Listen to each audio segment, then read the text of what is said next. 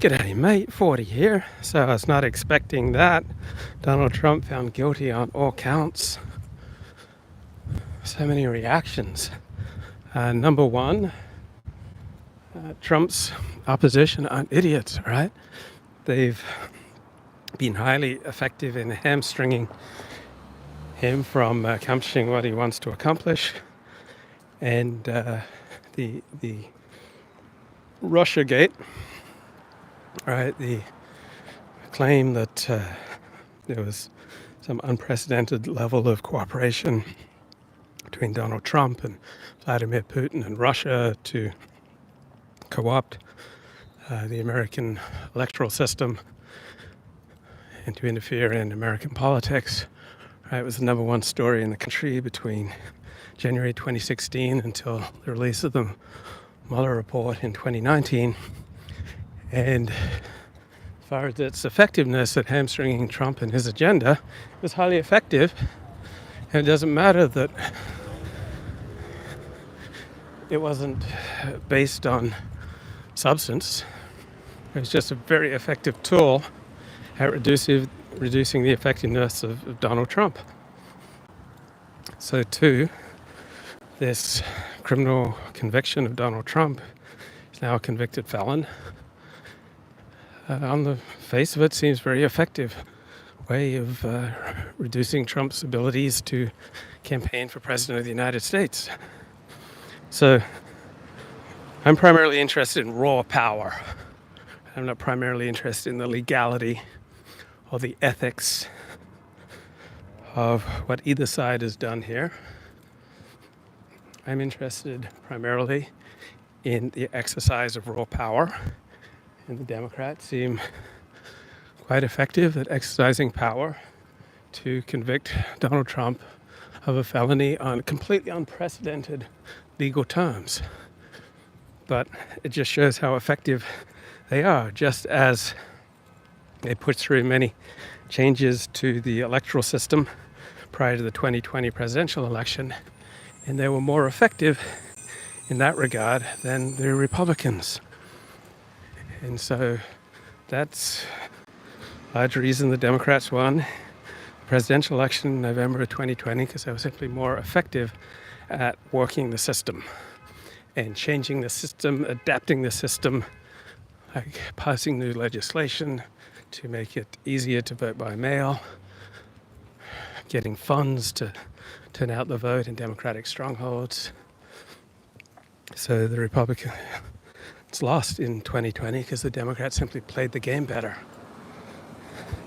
And in 2022, Republicans did much worse than expected in the midterm elections because the Democrats again just played the game better. And now, on the face of it, it looks like the Democrats have played the game better. They've got Donald Trump as a convicted felon. Who knows, could very well be sentenced to prison. They are playing the game more effectively. Now, eventually,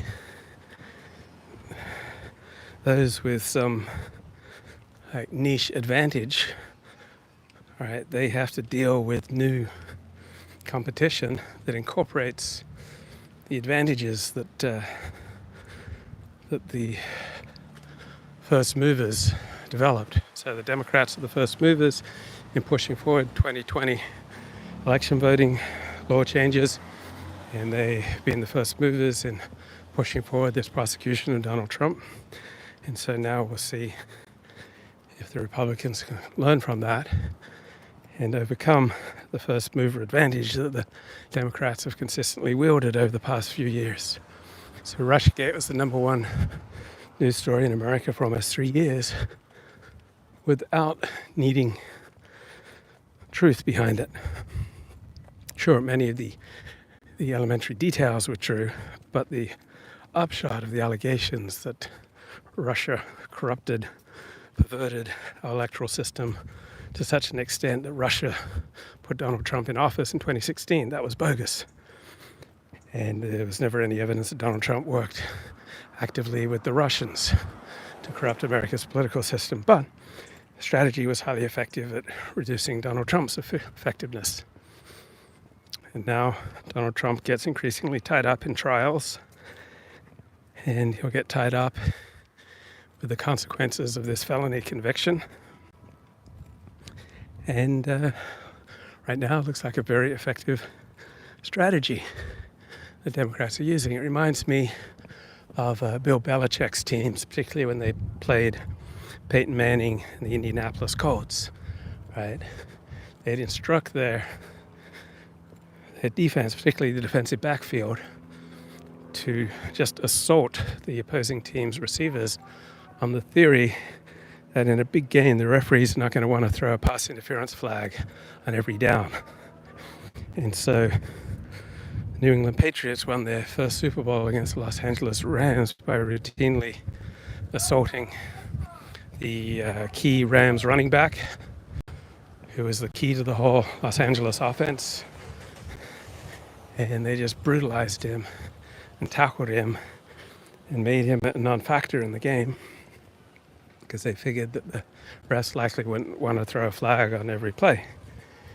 And then to keep Peyton Manning and the Indianapolis Colts under control, again, Bill Belichick and the Patriots would press every advantage, right? They would instruct their defense to manhandle the Colt receivers on the theory that Indianapolis wouldn't be able to fight back effectively. So Democrats have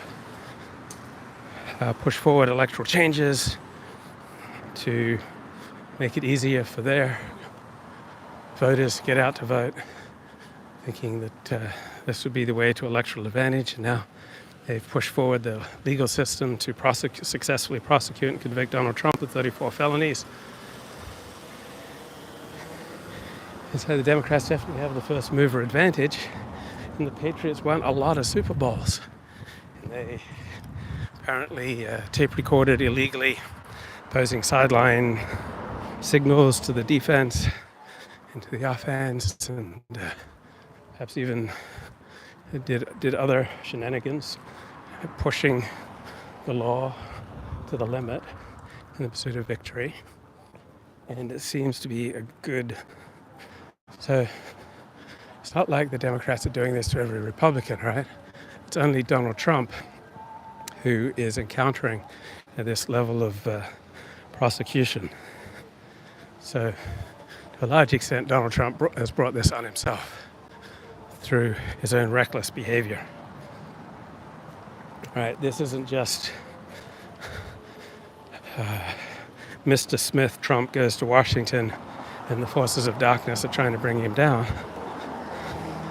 No. Donald Trump did a lot of very dubious things that then fired up the opposition, and they had so much to work with to reduce him to the state he's in now, where he's just facing trial after trial after trial, right? These trials aren't based on absolutely nothing, right? They're based on Donald Trump's long history of dodgy behavior, right? For the course of his adult life, Donald Trump has managed to stay just one step ahead of the sheriff. And most of us would be exhausted by the kind of tension and pressure and risk of social ostracism that comes with this risky approach. And somehow for Donald Trump, he's been able to pull it off with a lot of losses.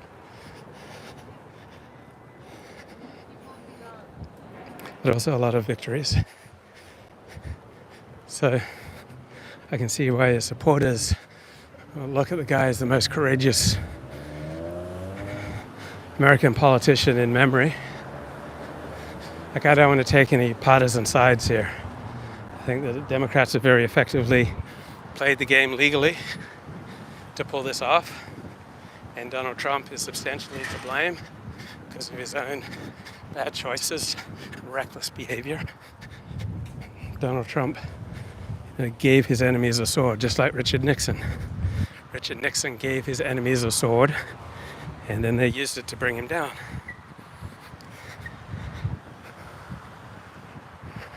So, like Richard Nixon, Donald Trump has overwhelmingly alienated the elite. So the more intelligent a person, the more likely they are to be anti-Trump. And so Richard Nixon found he couldn't govern when 90% plus of America's elites were lined up against him. Donald Trump found it was very difficult to govern when at least 80% of the countries were lined up against him. So elites punch far above their weight. One billionaire is in all likelihood going to be more effective when it comes to changing the political game than 10,000 skinheads who didn't graduate high school. So you don't want to alienate unnecessarily anyone. You want the best relations possible with everyone. And you really don't want to alienate the elite. And Donald Trump's lowbrow rhetoric and lowbrow behavior have consistently alienated him with the elite, who are overwhelmingly opposed to him. What's interesting is that Silicon Valley is actually coming around to Donald Trump's side. So is elite opposition to Donald Trump, is it more or less than it was in 2016? It's not at all clear to me. But what will make that situation clear is events, my dear boy, events. So if Donald Trump's policies line out with the best interests of a substantial part of the elite, not to mention the voters, then he'll win. So Donald Trump has followed a Rupert Murdoch type strategy in maintaining ties with one key part of the American elite, and that's the pro-Israel elite. So Donald Trump has alienated the elites in almost every respect, but for those American elites who care passionately about Israel, Donald Trump is clearly their man. He's the most pro-Israel president ever, not even close.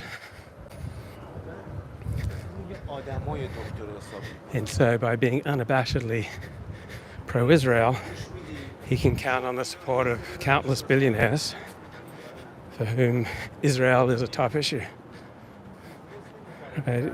That's how he got so much support from Sheldon Adelson, and it's a good reason why he's likely to receive a great deal of support from Sheldon Adelson's widow,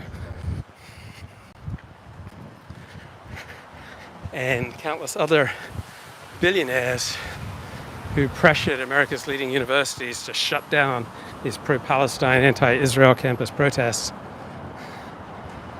You see the power of billionaires in shutting down these protests, right? Because one billionaire with his funding is going to outweigh the influence of 10,000 angry pro-Palestine protesters. And now these billionaires are on the side of Israel. They're very likely to side with Donald Trump in this election and much of Silicon Valley. So Joe Biden has alienated a slice of elites who would normally never even consider voting for Donald Trump. But a substantial section of Silicon Valley is now moving in a Donald Trump direction. And pro-Israel billionaires are going to overwhelmingly vote for Donald Trump. And Jews for whom safety of Israel is an important issue, they're going to be voting for Donald Trump and moving away from the left. And Trump has had no nuance on this issue. Like, he realized he's got a winning issue to secure massive amount of financial and media support by being clearly the most pro-Israel president. So Rupert Murdoch used the same strategy when he funded the development of the Weekly Standard in the mid-90s.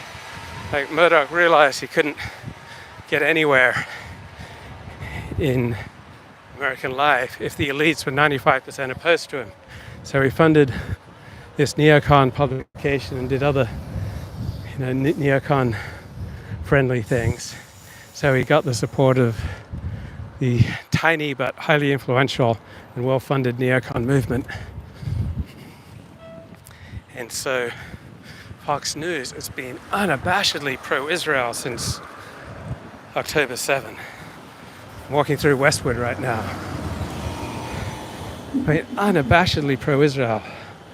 Just completely one-sided coverage in a pro-Israel direction. And so Jews, most American Jews, vote for the Democratic Party, but a third of American Jews care passionately about Israel, and another third care somewhat. And so Fox News making a play for these highly influential, affluent demographics by being completely on the side of Israel in this conflict. And so many American Jews who traditionally voted for the left are now watching Fox News are quite likely to vote for the Republicans. Donald Trump's support among white people is down significantly since 2016. So his support among Jews is up, his support among blacks is up, support among Latinos and Asians is up. But his support among white Americans is down significantly from 2016. And it's not clear whether the increase in minority votes is going to be enough to make up for his decrease in the white vote. I think he's dropped in the white vote because in the professions and in high IQ circles, it's just considered unfathomable, absolutely unthinkable to vote for Donald Trump. And so the elites have successfully accomplished changing the law in New York, assembling prosecutions of Donald Trump around the country. They hamstrung his first term. Now, this could backfire if Republicans repeat these tactics to hamstring Joe Biden and the Democrats, if the Republicans come with a no mercy attitude, and if the Republicans win the 2024 presidential campaign, right, they may ruthlessly replace 50,000 civil servants with people who are strongly pro-Trump, and then make dramatic changes to American society. Joe Biden has been very effective at appointing judges, more effective than any other Democratic president in memory.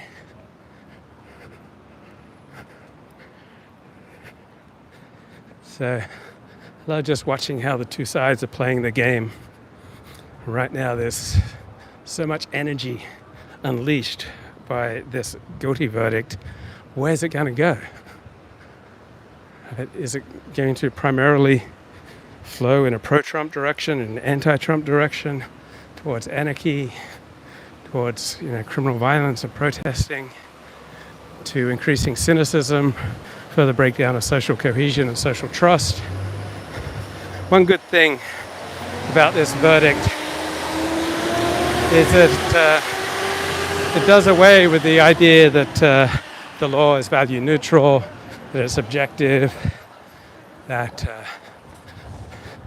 the people operating in a courtroom are just officers of the court, just doing their job.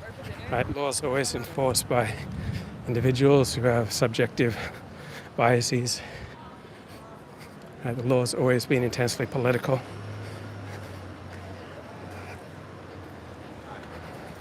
And so there's no necessary correlation between a guilty verdict and the truth of a matter.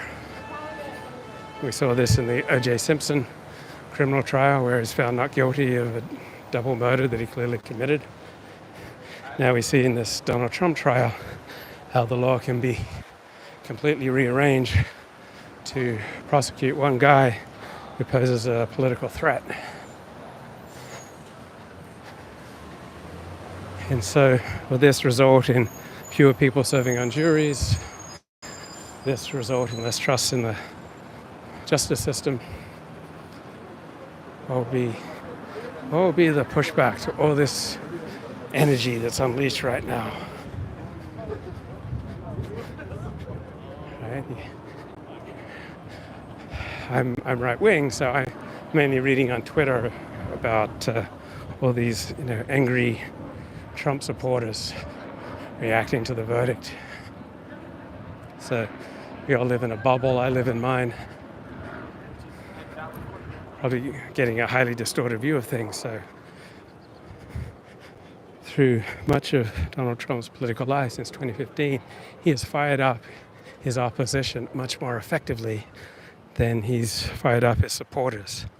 Now, with this massive Democratic victory,